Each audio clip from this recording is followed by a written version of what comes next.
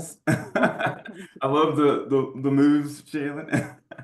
But since we have a small group, I thought it'd be cool for us to just do introductions with a smaller group. It's more fun to do that, a little more intimate and stuff. But my name is Babatunde Ilori with Parsec Education, and just excited to get into this topic with Rachael Maves. And I'll let Rachael, maybe you introduce yourself, and maybe we could just have people popcorn around introducing themselves since we have a smaller group. Yeah. Hi, everyone. Rachael Maves. I am the Chief of Education and Partner Success here at Parsec. And maybe you got to pick someone, Rachael. Oh, I'm handing it off to Joe. Hi there, I'm Joe Wood. I'm the Executive Director Superintendent for Natomas Charter School. We're a K-12 charter school located in Sacramento, and I'll hand it off to Brandon. Hello, everyone. I am Brandon Tao. I'm the Digital Marketing Coordinator here, and yeah, at Parsec. I'm here for about almost a year now, so pretty cool. All right, Shaylin. Hi, everyone. I am Shaylin, the Executive Director and Superintendent of Peak Prep. We are a non-classroom based, flex-based. Sorry, that's what I'm supposed to say, flex-based.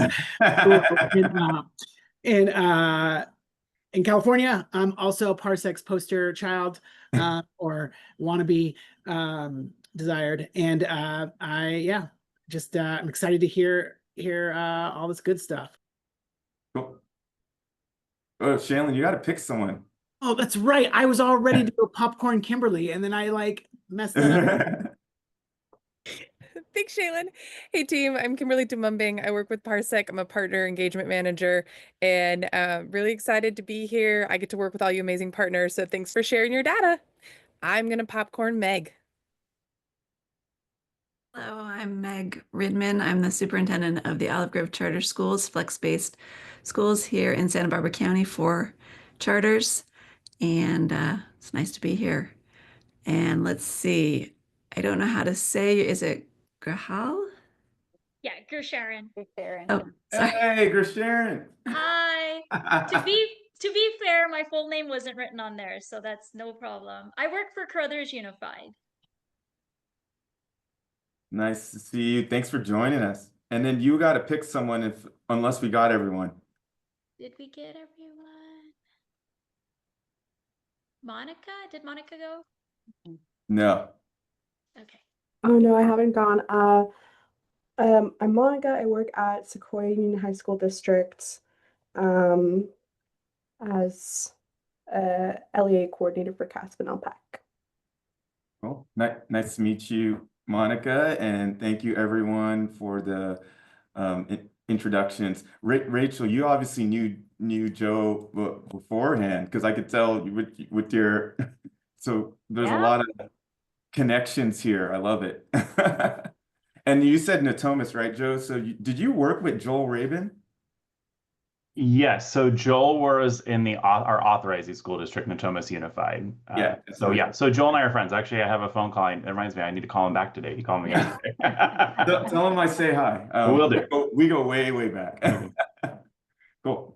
All right. Well, I guess we could just jump in and get started. What we are going to be discussing is our state test results. But what we did was a little bit differently this coming year, and what we wanted to do was interconnect qualitative data points to give us a sense of leading indicators to get a sense of how we'll do with the state test results. But I'll let Rachael kind of kick things off, and then me and her are going to go back and forth here going through some of this information. But feel free to stop us and ask whatever questions you might have in the flow of the presentation. Since we have a small group, it'll be easy to do that fairly easily. But yeah, let's jump in. Perfect. Thanks, Babatunde. So before we get into the content, I did just want to give Babatunde and I a little bit of a chance to introduce ourselves. One of the things that I think is really important that we hold firmly at Parsec is that we're bringing in educators into the company that have sat in the seats that everybody's holding to be able to work side by side in true partnership. So just a little bit about my background. Like I shared with you, I am the Chief of Education and Partner Success here at Parsec. What that means is I am the one that holds when we look at our products and what they are intended to do to help leverage technology to increase student outcomes, how do we onboard our partners and ensure that we're putting the right things in place that meet the needs so that the technology can be leveraged successfully. My background, I used to be a high school English teacher, then served as a principal, a superintendent. I was the senior director of continuous improvement at a county office of education, right around when differentiated assistance was coming out and the new state accountability model. Then I moved to the Department of Education in California as the deputy superintendent over the instruction and measurement branch, where I oversaw all of statewide assessments, accountability, curriculum and instruction, data use and research, educator effectiveness, and the statewide system of support, and then moved to Tennessee and held a very similar position there with the inclusion of educator licensure. So that's just a little bit about my background and coming in the lens that I'm bringing as we're having this conversation today. And then Babatunde, I'll let you introduce yourself as well. All right, cool. Thanks, Rachel. And yeah, we are very blessed to have a very, very talented team here at Parsec. And Rachel comes with such like a wealth of experience, especially as we're thinking about like these shifts and changes and policy in the state of California here. Rachel being in her seat as the deputy at that deputy level is such a blessing for us to support you guys at your school systems. Myself, I actually started off literally like working in data systems with Fresno Unified as a chief of staff there. Then I, worked into a role leading equity and access work at Fresno Unified as well, where I got very passionate about data, especially as it relates to how to leverage data to improve student achievement for underserved student groups in particularly. Got to start my own department at different district, Madera Unified, where I shifted over, started my own department there. And that's where I got to meet Eugene Park, who founded Parsec Education. And he, incredible, really with data and with visualization. And he worked for me for a few years, but then literally left Madera Unified and started Parsec Education. So that's how me and him started. I don't know if you guys knew that story or not, but that's like the very fast version of how Parsec started when Eugene left us. He saw the things we were doing in Madera Unified could help a lot more than just Madera and other school systems. I came to Parsec at 2022. So it's been now like 3 years, which is kind of crazy. And I still remember meeting you the first time, Shaylin. It was in San Diego at the one of the CCIS. I think it was CCIS, right? Yeah, yep. I think so, yeah. And we became such good friends since. Like he sends me Christmas cards, birthday cards, stickers. Yeah, that's awesome. I don't even get that. That's great. Oh man. All so right. one of the things that we're really passionate about at Parsec, and I think sets us apart, and I don't know how many of you are engaged with our analytics platform and also our Real platform, but it is the mixture of quantitative and qualitative data. And before we jump into this project that we did this year, Babatunde, do you want to give just a little bit of background and context to the why behind collecting some qualitative feedback on CAASPP from students pre and post, and what your thinking was as we launched this? Yeah, I mean, the challenge we have, especially as it relates to like improving student achievement and things like the state test scores and those types of things is what are those leading indicators that gives us a sense of how students will be doing on the state test. Usually what we do is solely focus on the quantitative data points, such as, for example, local assessment results, right? Like Renaissance, NWEA, iReady, etc. And that gives you some information, which is helpful, but a lot of the times these qualitative data points are missing. And by the way, the qualitative data points are the ones that are within our locus of control to change more quickly and more easily. It's sometimes like literally like icing on the cake. It's like very simple things that you could potentially do that we just don't realize. So the idea behind this pre and the post CAASPP results is that what we did was we actually came up with a Parsec Real campaign where we asked specific questions pre-CAASPP. So it was around the time, I want to say it was like late February, early March. Yeah. It's when these questions were given to students. And then we did post-CAASPP questions, which were given probably like in May, I'm guessing, like that, when those campaigns were wrapping up. Maybe some of them started in late April if you had a very early testing window slot.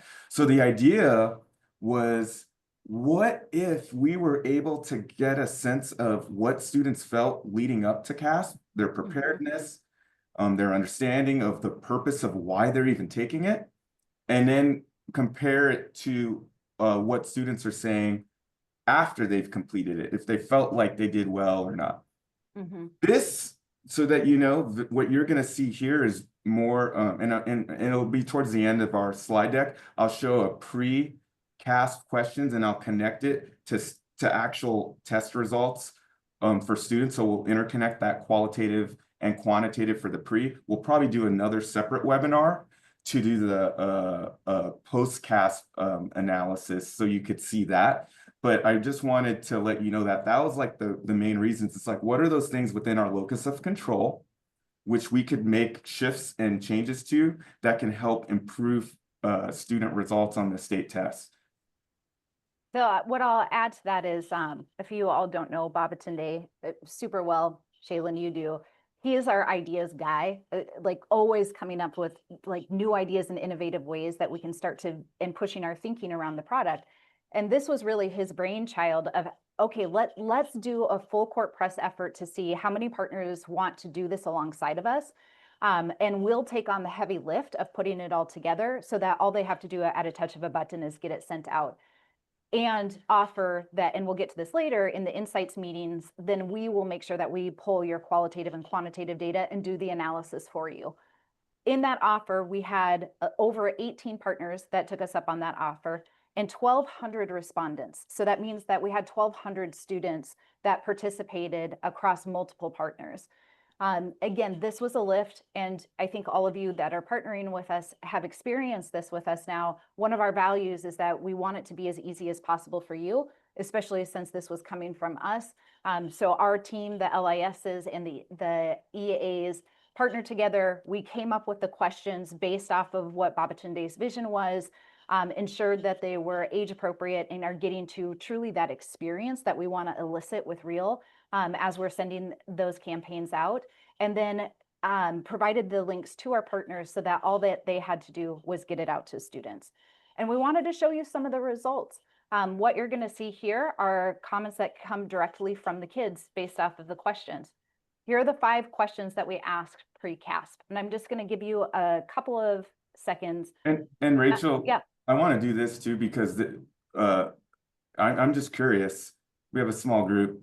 How do you think kids responded to that in general? We had 1,000 students respond. How do you think kids responded to that? Let's see here. I'm actually curious about your thoughts. Why do you think students take the state test? How do you guys think students in general responded to that? I don't know. We have to. We have to. Jalen. What's the state test? Yeah. Cool. Yeah. Joe. So those things that they said, I also have hope and think there's probably a few kids that said things along the lines of, to see how we're doing and see if we're prepared. And then what about number 3, Meg? What do you think? Why is it important to try your hardest for the test? I'm trying not to look at my kids' responses on my own. I was just looking at number one when you were asking that question. I think they would say to make the school look good, Mm, Mm. yep. to help the school look better, maybe. Yeah, cool. No, I love just getting your thoughts about what do you think, because it's like our hypothesis, right? And then we share like this is what the kids actually, said. And then last one, I'm just curious about your thoughts. What makes you feel ready for the test? What do you think students said there? Candy. Yeah. Used to give them candy right before the test. True story. Don't tell anybody. I'll just be Hey, recorded. sugar, the sugar, get them going. All right, cool. Well, you can keep going, Rachel. Yeah, no more Babatunde quizzes. Yeah. Get your, juices. Yeah, it was good. So these were some of the students' responses, and we tried to pull a variety that were representative of what we were hearing in general. For those of you who have Real and are using it on the back end, then you can see at the very top of each of the tiles, it will give you a sentiment analysis of whether it was mostly negative, negative, mostly positive, positive, or neutral. And then it allows you to bookmark or share some of the responses. These were the ones that we felt were probably most representative of how the students were responding. I'd love to hear from all of you, anything that catches you by surprise or that reinforces what we were just saying as far as our perceptions of what we thought about the students and what they would think.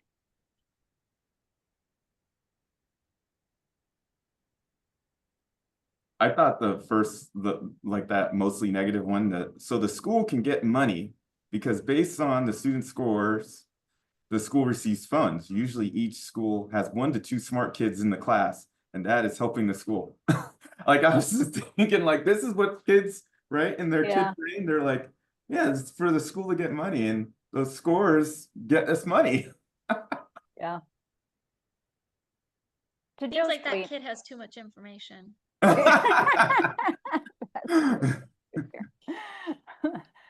No, I agree. Like it makes you wonder, like where did that narrative come from? And it makes you want to process of how, because you don't want to be like, try, oh, it has no harm on you, so there's nothing you can lose, just try your best. But you don't want them to go with that mindset of there's nothing to lose. So like that right narrative to win them over to try their best, but also set the school up for success as well.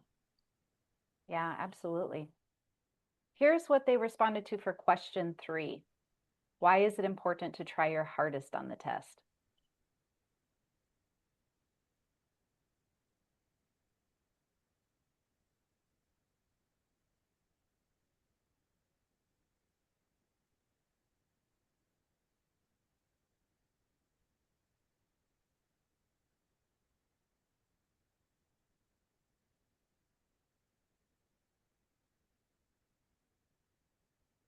What stands out or resonates as you're reading these?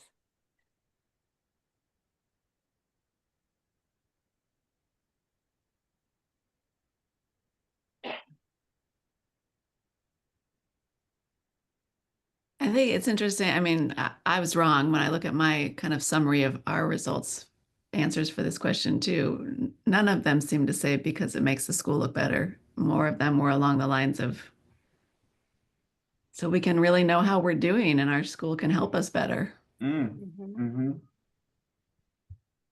Yeah, I was going to say that generally, I mean, looking at these 4, the kids have a pretty accurate interpretation of why, it's important to try your hardest on the test. And there's that, the one that's labeled mostly negative, but I hear the same thing from parents. So It'd be a good follow-up one, Joe, to send it out to parents and get the same thing from parents. Also, Rachel, to go along with that, it's the teacher staff, because there might be different words are hard. There might be different perspectives and perception on why it's important to try your hardest on the tests. We all might I'd be curious if, what educators say. Yeah, absolutely. Yep. Here's what they said for question 4. What makes you feel ready for the test?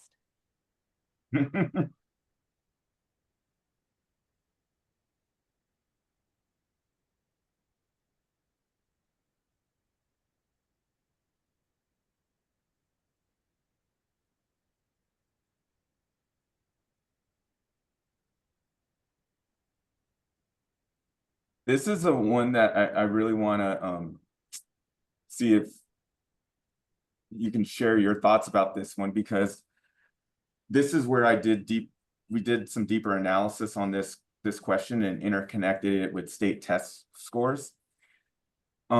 Just curious to hear, maybe we can all kind of go around quick, like when you see like a response, like I didn't even know I was taking a state test, right? Like, would that be surprising if and we randomly picked systems, right? So it's not like we just picked one school, and this is all random from the 18 schools that participated in this. Would you be surprised if students in your system would have said something like that, or is that like, no, we're still working on things in our system where I wouldn't be surprised to see that? Seems like generally speaking right now, it seems there are responses on two ends of the spectrum, right? Of course, practice would be helpful.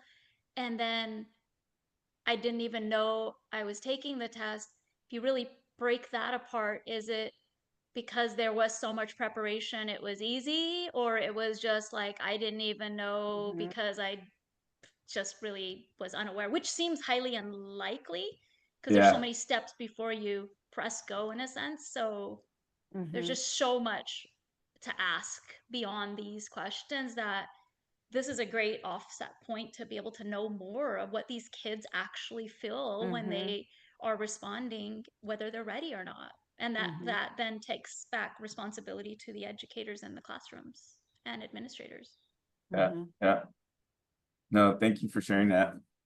I mean, I wouldn't be surprised. I feel like there's always kids that are like, oh wait, what? Like they're not following up with communication, or maybe they're, and I think that's, but I mean, at the same time, I feel like sometimes teachers are surprised. Wait, what? You could try your best to communicate as much as you can, but there's always students and parents that are just seem out of the loop on things. And as school leaders, you're kind of like, where's the disconnect? But I think, gosh, I think she nailed it right there, of like different perspectives, different ends of the totem. Yeah. Could I just share that I'm looking again at mine, and one of my students responded, the fact that I'm awesome and a Monster Energy drink. So I think that confidence is pretty awesome. I love The fact that I'm that. awesome makes me feel ready. I love that, Meg. I like that love confidence. I do too. Yeah. And a Monster Energy drink. Yeah. I will say that's been the fun thing about Real, is that kids are just so honest in their responses in a whole different way than what you would get from a Likert scale survey. One of the things that I think for me, as I was looking at all of this, is that we as adults have a lot of perceptions around what the kids think, and it's usually based on our assumptions.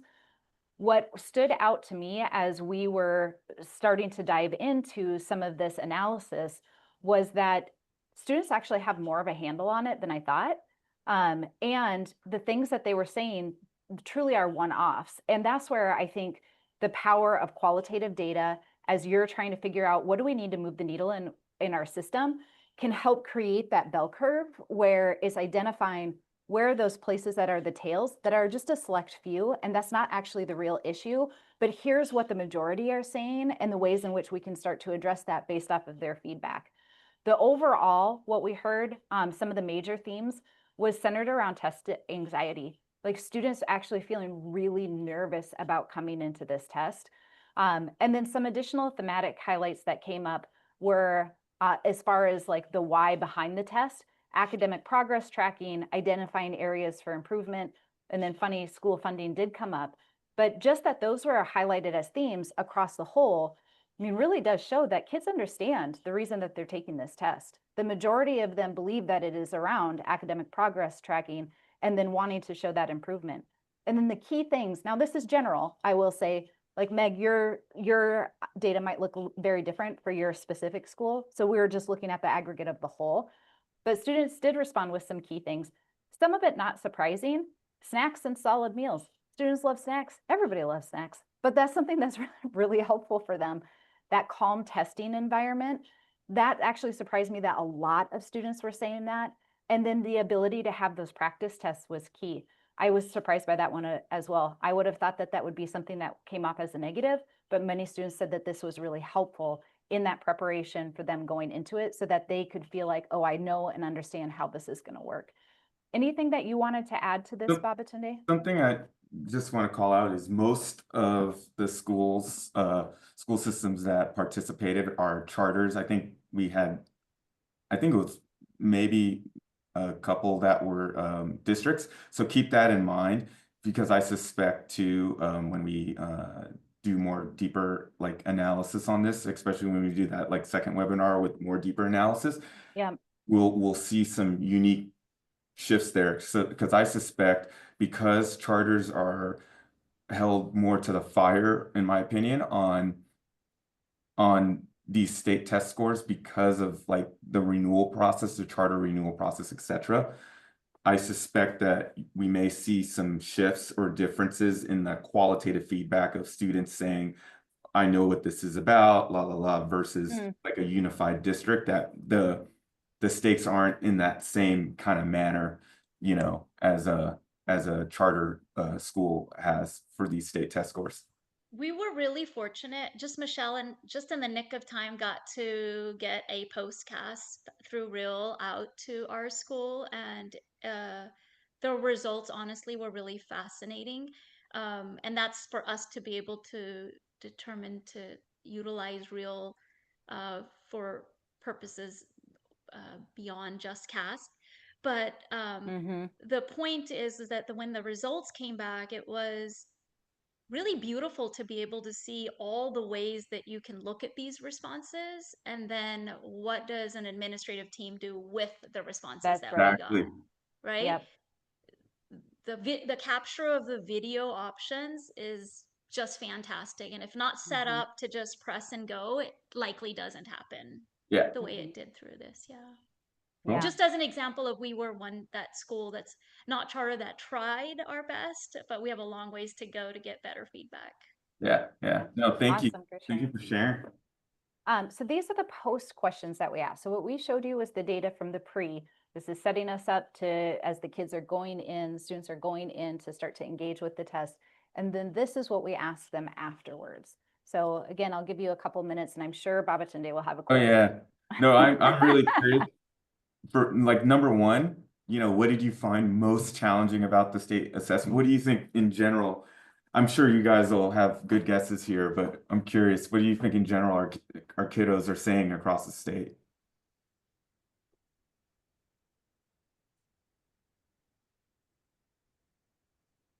Math. Yeah. I was going to say the same thing. Math. Yeah. Anything to do with math. Yeah. You You're guys the are. questions. Sometimes I wonder how I would do on it if I was. I know. Poetry questions, no way.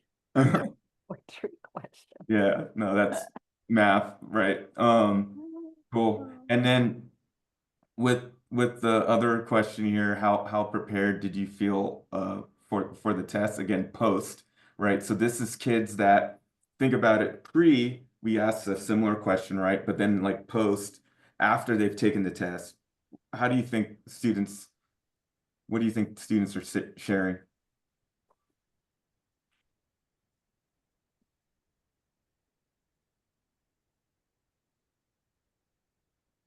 Well, I would guess obviously you're going to have varied responses, but I would guess a lot feel deflated, like that if it was more challenging than they expected, or they didn't know how to make the problems work, or the logistics, that they might feel that they weren't very well prepared. Yeah. How do you think, sorry, one more, okay. Rachel. My bad. No, I jumped in.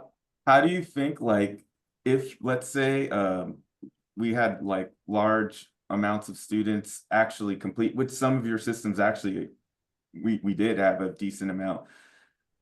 This data could be potentially useful as you're preparing for next school year, like in your planning, right? For in the summer, I know a lot of you, when I was at Madera Unified, right now I'd be preparing for what you called Academy, which was like 3 days with all the principals and vice principals, and you're looking at the state test scores. But now, could you imagine having qualitative data points that are more within your locus of control. How would you potentially like leverage this kind of data to support you with the year?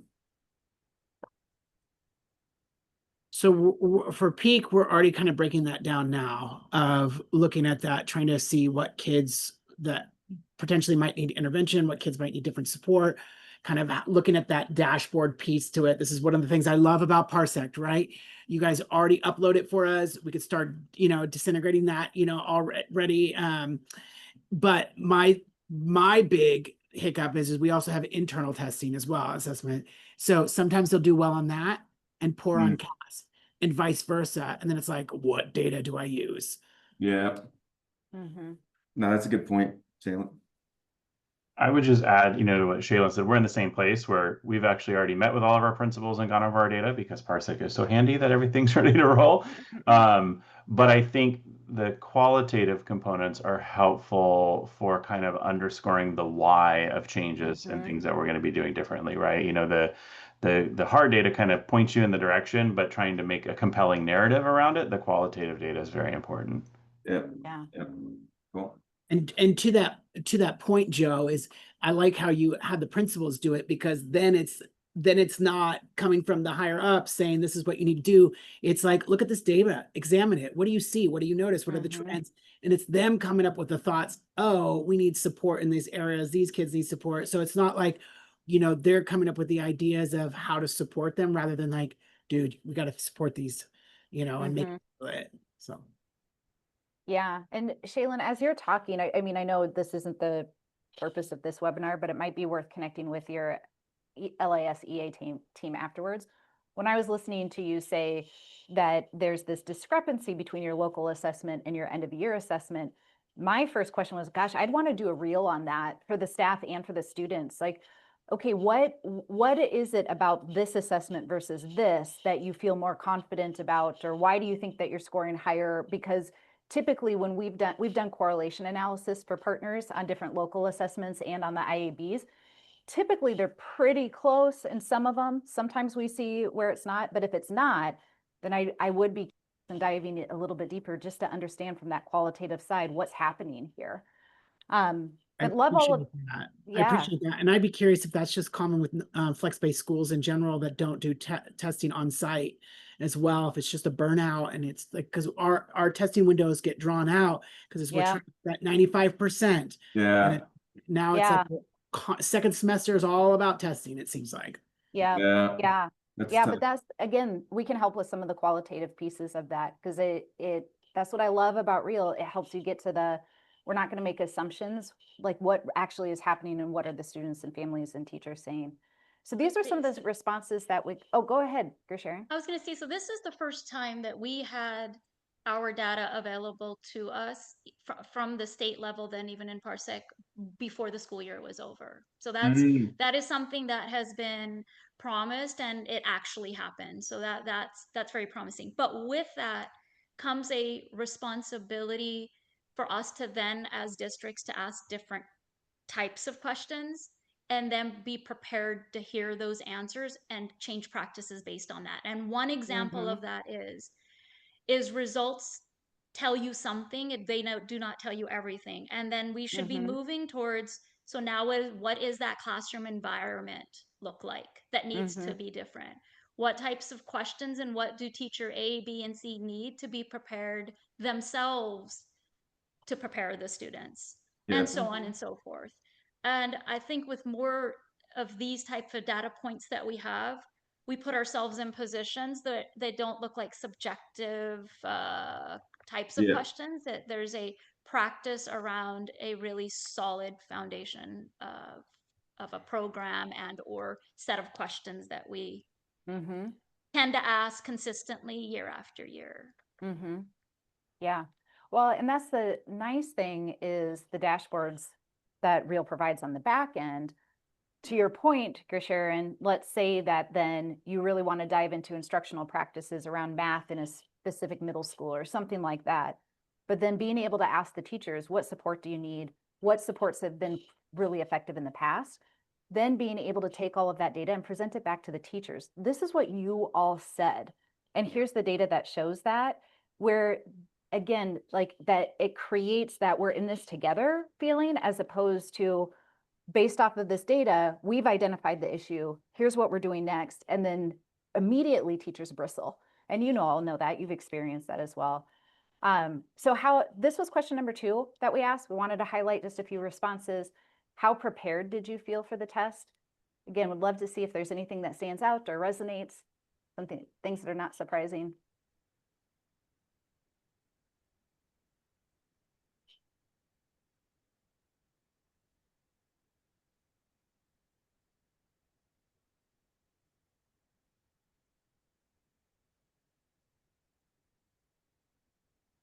I'm already concerned about the kid who put 50, 100. I don't think they were prepared. I think one of the things that these comments really show is that importance of preparation. And I know my experience has been that sometimes teachers and systems are hesitant to put much time, effort, and energy into the preparing for the test.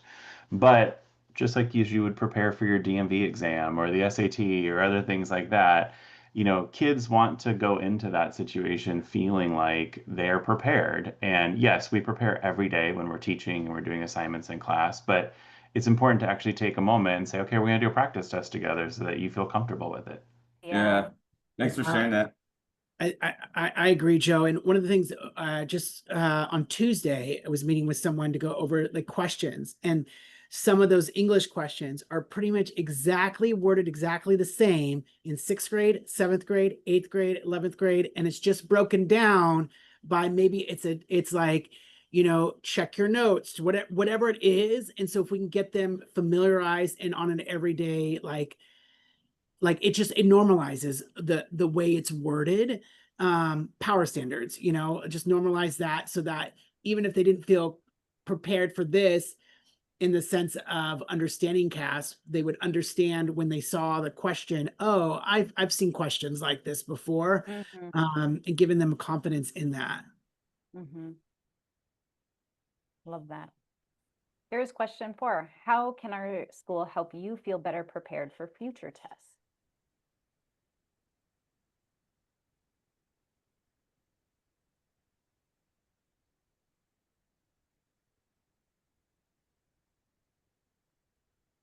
I always feel like if teachers are prepared and teachers are kind and the environment speaks nothing but ask a lot of questions because they all matter, then we go to the end of the year and we feel more prepared. There's so much to look at, right? Beyond the practice of test questions. Yep. I mean, I like the first sentence, make it less serious. I mean, that's just feels like my motto in life, of just make things less serious, because it seems that the more serious something is, the more stressful it becomes. And especially as a flex-based school, we already get kids that are dealing with high anxiety, and wanting to do well. And so helping prepare them of this is just a normal thing. I wish we could embed it into the online program so they're doing just a little bit at a time, and maybe they have no idea. Obviously that's out of our control, but just finding ways to make them more comfortable with that. But it's pretty interesting that it's already mixed reviews, of how I mean, every kid's different. Yeah. Well, and I think, Shayla, what you brought up is building it into that regular experience. Granted, it was a different test, but back when I was a science teacher, the years my kids did best on the test was when every day, the daily warm up when they came in was a release question. So they got just familiar with it. And so when they saw the test, well, it was just more of the things that they had seen every day when they came into class, but it wasn't something special that they had to prepare for. I love too that in this conversation that we're distinguishing between the test itself being a barrier, like just in the structure of it, the first time that they're seeing of it, and then also the performance, because those two things are both real and very important.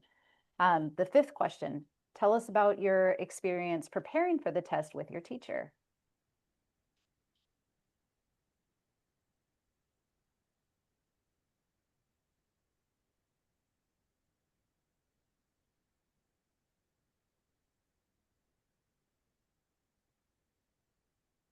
I love that they all had a response, Mm-hmm. and I don't see anything that's like, we did nothing, and that's encouraging to hear. Mhm. That's a good point. I guess I would just say too, as a former technology director, you need to make sure your IT folks are your best friends. Yeah, these That's so computer-based true. tests. All right, for our post analysis, again, here's what came up for me.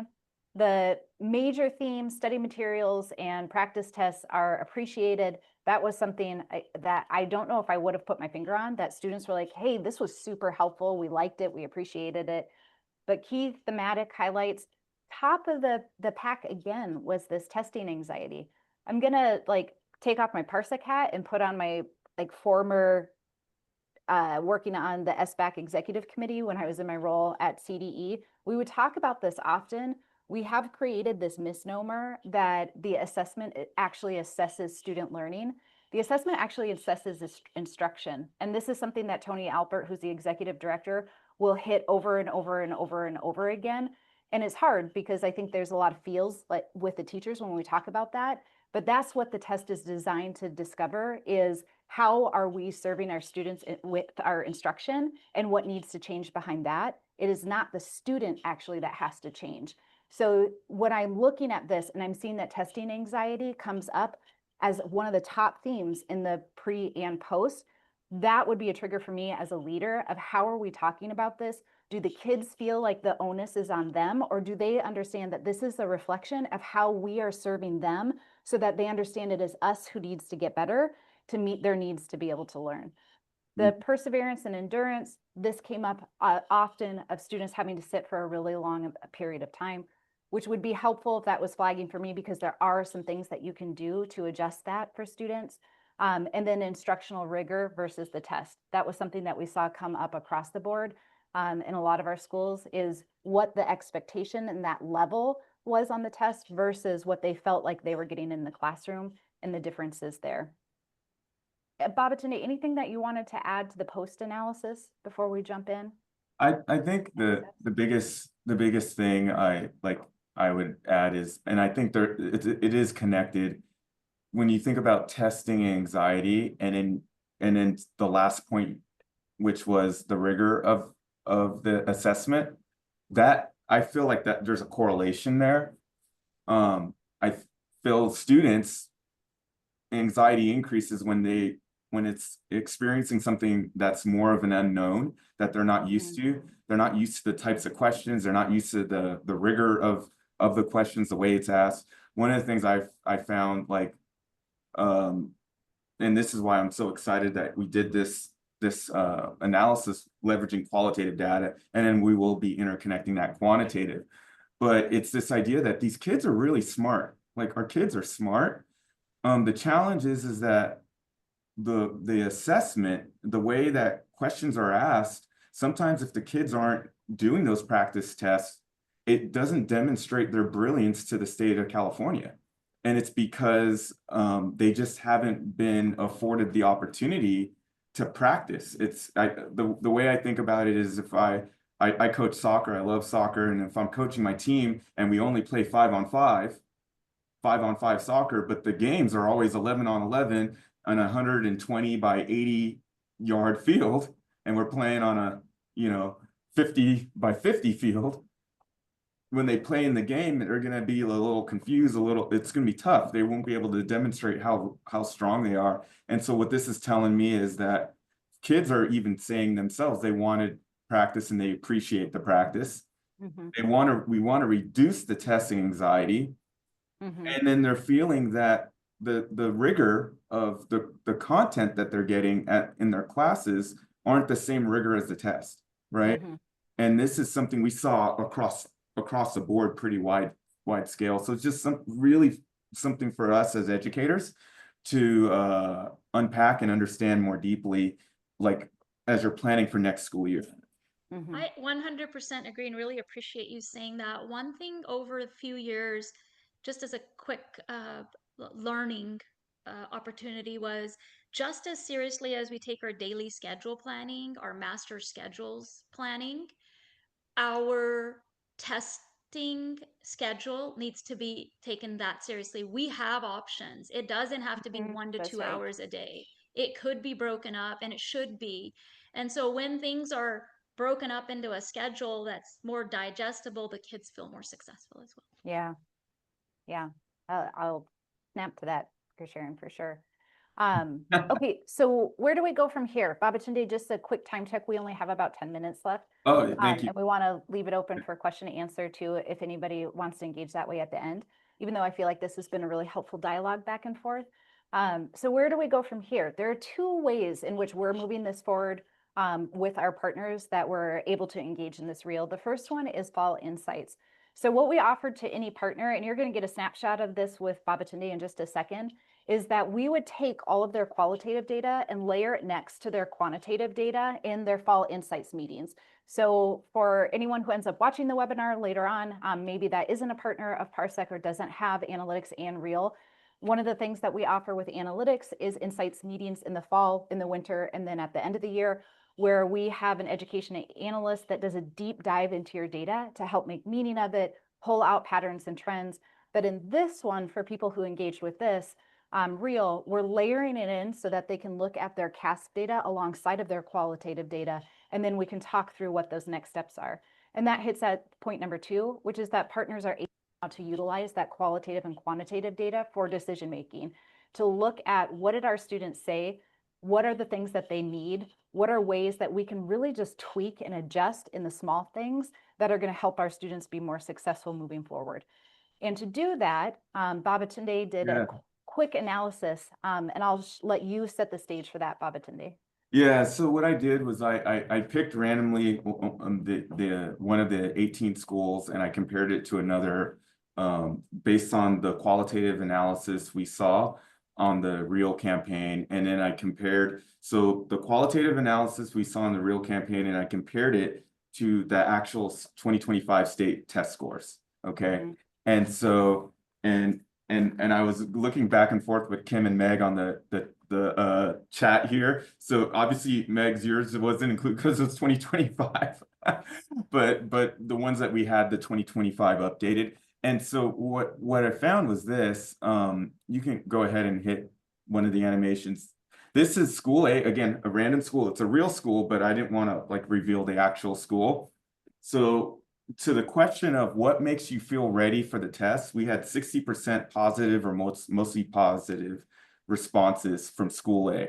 So saying like, yeah, that like these are things that they felt helps them with being prepared for the test versus I don't even know what the test is, right?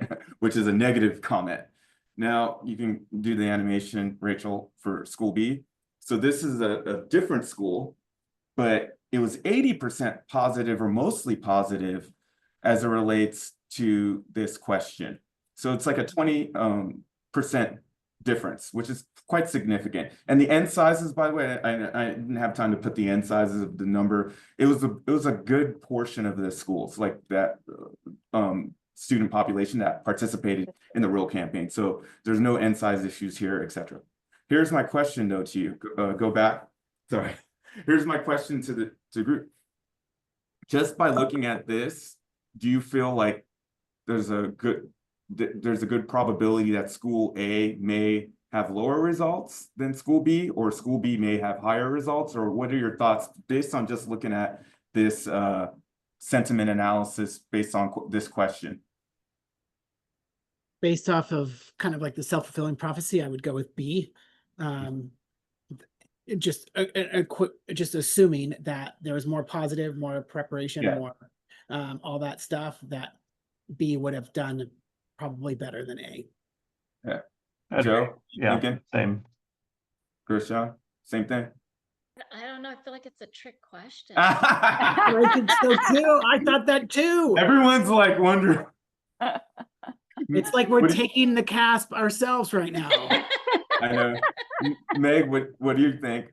And well, I'm getting more maybe overthinking it, because like what positive response to what makes them feel ready for the test, I'm not sure how that I'm not sure how that would reflect on their actual results. Exactly that. So that's what I was going with that too, Meg. But when I started to read the actual comments of what was considered negative, that's when I made, oh, this could be an interesting analysis, because kids were saying things like, I didn't even know, like they were basically saying things like, I didn't even know I had to take the test, or I'm not sure what this means. Like they had no context of what we're talking about. Versus positive is they're saying like legitimate, like practice tests or whatever, right? Like they're saying really clear and connected things that would. Like they know there's even things to do to get ready for the test. Bingo. Yes. So let's go to the next slide. Sorry, Rachel. I know I'm gonna. So this is the results. And all of you are partners, so you're used to looking at this. This is just looking at ELA. One is school A and one is school B. And this is for a Parsec t-shirt. maybe we might give all you guys ones. I don't know. I think Brandon was thinking about that. But this, what do you think here? Maybe it's a 2. We'll give him 2, Brandon. What's school A and who's school A and who's school B? This is their state test results for 2025. Okay, you got to give us a minute, right? I'm going to hope school B is the one on the right. Yeah, me too. I was curious, I'm demographically, were these similar student populations? Yeah, about 80% economically disadvantaged. Okay. Yeah. Both. Yeah. Were they both the same type of schools? Like Yeah, smaller. They're about a 300-ish number of students at the school. And which one of these two is school B? Good question. Maybe A on the left. You're guessing. Okay, drop it in the comments right now. You guys got 30 seconds. Drop in the comments your answers. And whoever gets the right answer will give you an extra t-shirt. So you get sport 2. So when you go to the conference, you could use the other one. The second one, I don't have to worry about it. All right. So right, B, A on left. Okay, let's show the answer, Rachel. Oh, wait, one back. Yeah. Yay. So I Kimberly, showed. don't worry, Kimberly. You'll still get a job at Parsec. I show this to say that, again, like things within our locus of control, right? And what I thought was just interesting was, and I said, hey, this is similar demographic schools, right? I'm curious, what do I see here? And I saw a striking difference. And so when we do a deeper analysis, which we're going to do a deeper analysis on the post-CAASPP results, along with, so the qualitative Parsec Real campaign connected to the state test results, we'll do a deeper analysis. But in general, what I love about this is these are things within your locus of control that are, I would consider more operational from a communication standpoint, from a preparation and planning standpoint for the beginning of the school year, that could potentially legitimately support you with significant increases in state test results. And so anyways, when you see a school that's at 80% versus that 60%, and you see these differences, it's like, okay, what are those things that we could do from a qualitative standpoint that are a decent leading indicator to drive the lagging indicator, which is the state test scores? It's a really great way to look at it. Even to come up with school A, it's like if they're least positive, then will they have more students, a higher percentage that have not met or exceeded?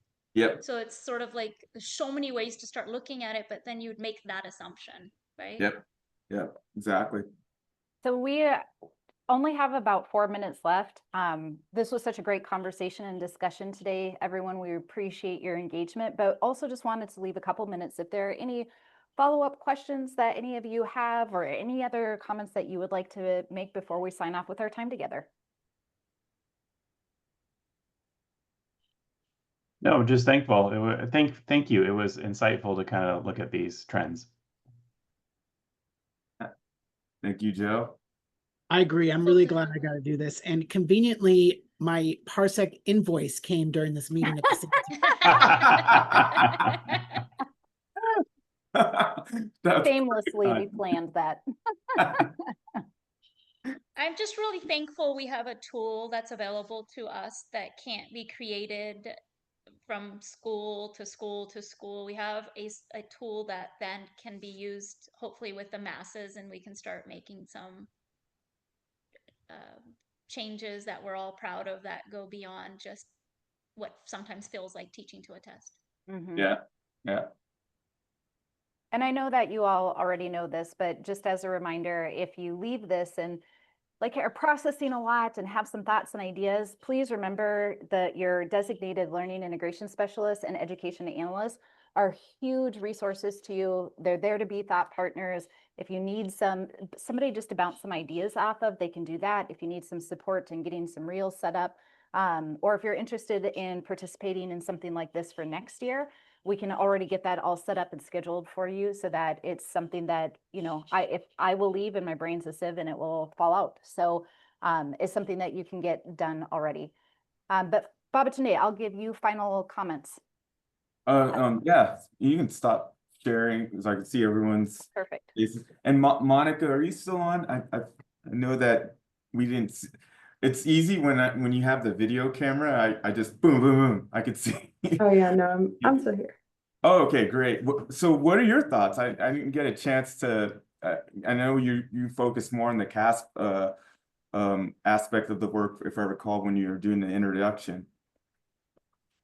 Yeah, no, it's really interesting just to see, I guess, how students were responding to these questions, because we did do a survey on seniors, so last year's 11th graders, to see how they felt, obviously just post-test, and got a lot of similar responses, but feedback? there's some things that we definitely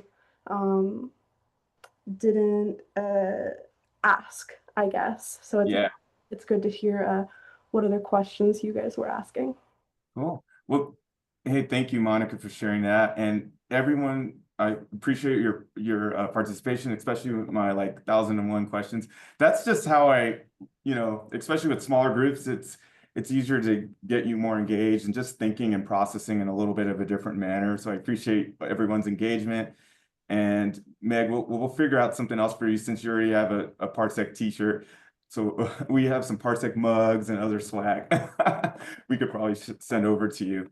But thank you for your engagement. And the other thing is this, like Rachel said, feel free to reach out to your LIS and education analysts. We love this stuff. So it's just fun, like helping support you and partnering with you with thinking about this data more deeply. And if you're getting ready to have different planning sessions and data deep dive sessions with your leadership team, let us know in advance, and we can definitely try to support you as much as we can leading up to that. We just want you to have a great next school year and supporting you with just improving student outcomes. So thank you again, everyone. Take care. Thank you. Bye. So much.